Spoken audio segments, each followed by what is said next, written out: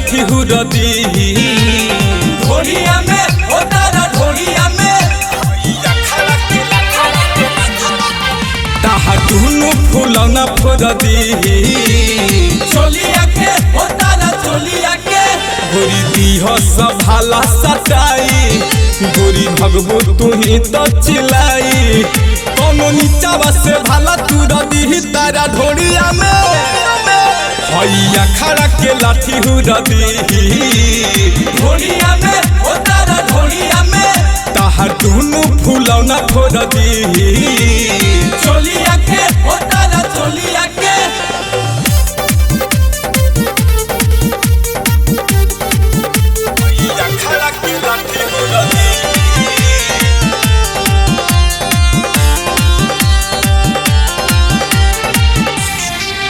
जब तक खैबू खुलम खुला गोरिया पर सबूला कौन घोप दी चुई ठोपे ठोपर तोहर चढ़ली जवानी हो जाई पानी पानी लइका मार दी हसन भीतर चोट रे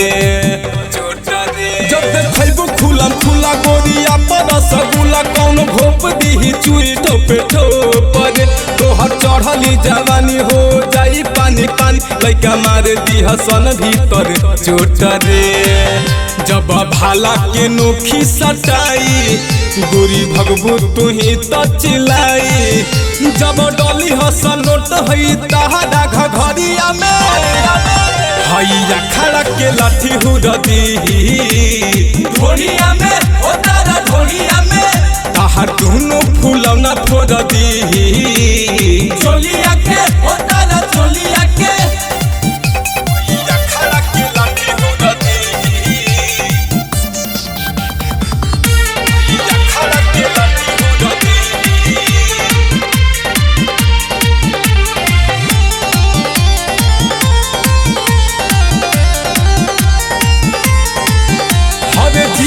सिवान बबी हो जाए बुझियान हम हई हमा के बबुआन रे कहे दिने सदीवाना चाहे आई पुलिस थाना हम हमा के हई सहुआन रे हवे जिला सिवान बबी हो जाए बुझियान हम हमा के हई बबुआन रे कहे दिने सदीवाना चाहे आई पुलिस थाना हम हमा के हई सहुआन रे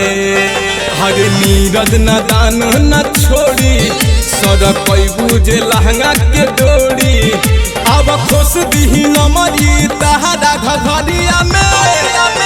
हैया खड़ा के लाठी हुरदी